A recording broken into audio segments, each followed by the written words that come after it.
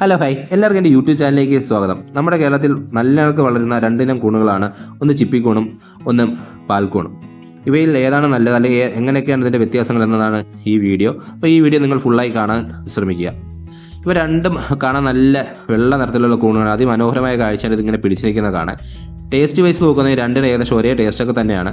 എന്നിരുന്നാലും മിൽക്കി മഷ്റൂമിന് അല്ലെങ്കിൽ പാൽക്കൂണിന് അല്പം ഒരു കട്ടി കൂടുതലുണ്ട് ചിപ്പിക്കൂണിനെ അപേക്ഷിച്ച്.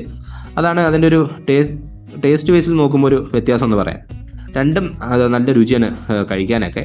ഇതിനെപ്പറ്റി ഡീറ്റെയിൽ വീഡിയോ ഞാൻ ചെയ്തിട്ടുള്ളത് എങ്ങനെയാണ് നമ്മൾക്ക് ഇതിൻ്റെ വിത്തൊക്കെ ഇടുന്നതും പറ്റി. അപ്പോൾ അതിൻ്റെ ലിങ്ക് ഞാൻ ചൂടി കൊടുത്തത് രണ്ടിൻ്റെയും കൊടുത്തിട്ടുണ്ട്. പാൽക്കൂണും ചിപ്പിക്കൂണും കൃഷി ചെയ്യുന്ന വീഡിയോ ഞാൻ നേരത്തെ ചെയ്തിട്ടുണ്ട്. നിങ്ങൾ എൻ്റെ ചാനലിൽ കയറി നോക്കിയാൽ കാണാൻ പറ്റും. ഇതാണ് ചിപ്പിക്കൂൺ സൈഡിൽ നിന്നാണ് കിളിച്ച് വരുന്നത്. അതായത് നമ്മൾ ഇതൊക്കെ സെറ്റ് ചെയ്ത് വെച്ചതിന് ശേഷം മൈസിലെ നല്ല കണക്ക് വെള്ള കളറാവാൻ ഒരു 25 ദിവസത്തോളം എടുക്കും.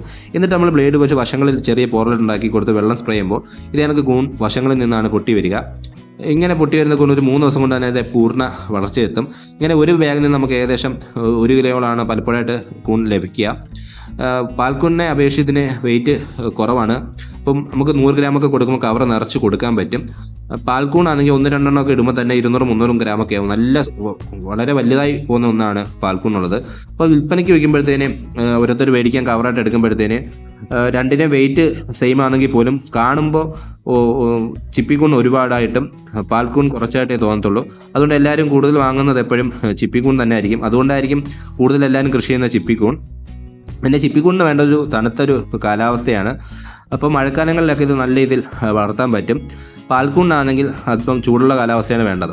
അപ്പോൾ ഈ ഫാൻ പാട് അല്ലെങ്കിൽ കൃത്രിമമായി തണുപ്പൊന്നും സെറ്റ് ചെയ്യാത്തവരാണ് നിങ്ങളെങ്കിൽ നിങ്ങൾ കാലാവസ്ഥ അനുസരിച്ച് ചെയ്യുന്നെങ്കിൽ മഴക്കാലത്ത് ചിപ്പിക്കൂണും അതുകണക്ക് തന്നെ വേനൽ സമയങ്ങളിൽ പാൽക്കൂണും കൃഷി ചെയ്യാൻ ശ്രമിക്കുക. അപ്പോൾ നിങ്ങൾക്ക് നഷ്ടങ്ങളൊന്നും വരത്തില്ല.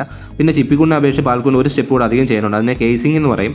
അതായത് മൈസീലും ഫുള്ള് വളർന്ന് വെള്ള കളർ ആയതിനു ശേഷം നമ്മൾ ചാണകപ്പൊടിയും അതിൽ തന്നെ മണ്ണിര കമ്പോസ്റ്റും അല്പം മേൽമണ്ണൊക്കെ എടുത്ത് നീരാവിയിൽ നല്ല രീതിയിൽ പുഴുങ്ങിയതിനു ശേഷം ഇതാണ് കവറിൻ്റെ മുകൾ ഭാഗങ്ങളിൽ നിറച്ചു കൊടുക്കേണ്ടി വരും.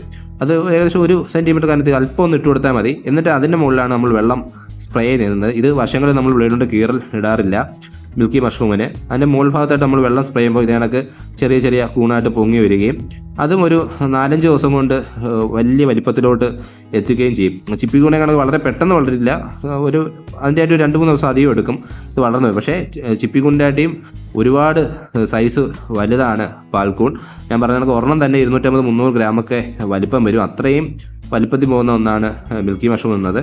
അതുകൊണ്ട് നമുക്ക് കച്ചവടത്തിനൊക്കെ വെക്കുമ്പോൾ ഞാൻ നേരത്തെ പറഞ്ഞ കണക്ക് വെയിറ്റ് രണ്ടും സെയിം ആണെന്നെങ്കിലും കാണുമ്പോൾ കുറച്ചേ ഉള്ളൂ എന്നൊരു തോന്നൽ ഇതിനുണ്ടാകും. എന്നാൽ ഇതിന് വേറൊരു പ്രത്യേകത എന്ന് പറയുന്നത് വേനൽ സമയങ്ങളിൽ നമുക്ക് വളർത്താൻ പറ്റുന്ന ഒന്നാണ് മിൽക്കി മഷ്റൂം എന്നുള്ളത് അല്ലെങ്കിൽ പാൽക്കൂൺ എന്നുള്ളത്. ഞാൻ നേരത്തെ പറഞ്ഞ കണക്ക് വേനൽ സമയങ്ങളിൽ നിങ്ങൾ ഒരിക്കലും ചിപ്പിക്കൂൺ വളർത്താൻ ശ്രമിക്കരുത്. പാനാൻ പാടൊന്നും ഇല്ലെങ്കിൽ ആ സമയങ്ങളിൽ നിങ്ങൾ ഇത് കണക്ക് പാൽക്കൂൺ വളർത്തുക. അപ്പോൾ നിങ്ങൾക്ക് ഇടയ്ക്കിടയ്ക്ക് കൂൺ കിട്ടും. അതിനൊക്കെ നിങ്ങൾക്ക് വരുമാനവും കിട്ടിക്കൊണ്ടിരിക്കും. നല്ല മഴയുള്ള സമയങ്ങളിൽ നിങ്ങൾ ചിപ്പിക്കൂൺ കൃഷി ചെയ്യുക. അപ്പോൾ നിങ്ങൾക്ക് കാലാവസ്ഥ അനുസരിച്ച് കൃഷി ചെയ്യുന്നൊരു കാര്യമാണ് ഞാൻ പറഞ്ഞത്. അല്ലാതെ കൃത്യമായിട്ട് ചെയ്യുന്നവർക്ക് പ്രശ്നങ്ങളൊന്നുമില്ല. അവർ ഫാനാമ്പാടും അല്ലെങ്കിൽ അതിൻ്റെ ഹൈടെക് റൂമിലൊക്കെ വെച്ച് ചെയ്യുമ്പോൾ ഇതൊന്നും ഒരു പ്രശ്നമേ അല്ല. അല്ലാതെ തുടക്കക്കാർക്ക് വേണ്ടിയാണ് ഈ വീഡിയോയുടെ കാര്യം ഞാൻ പറഞ്ഞത്. നിങ്ങൾ ആദ്യം എപ്പോഴും ചെയ്യുമ്പോൾ വളരെ കുറച്ച് അളവിൽ മാത്രം ചെയ്ത് പഠിക്കുക. ഒരു 5-10 ഒക്കെ ചെയ്ത് പഠിക്കുക എന്നായിരിക്കും നല്ലത്. എന്നിട്ട് പിന്നെ നിങ്ങൾ വിജയിക്കുകയാണെങ്കിൽ കൂടുതൽ കൂണിലോട്ട് ചെയ്യാം. നല്ലൊരു വരുമാന മാർഗ്ഗമാണ് കൂൺ കൃഷി എന്നുള്ളത്. ഇതിലിപ്പോൾ സബ്സിഡിയും കാര്യങ്ങളൊക്കെ കൃഷിഭവനിൽ കിട്ടുകയും ചെയ്യും. വീഡിയോ ഇഷ്ടപ്പെട്ട് ലൈക്ക് ചെയ്യുക, സബ്സ്ക്രൈബ് ചെയ്യുക. Thank you for watching.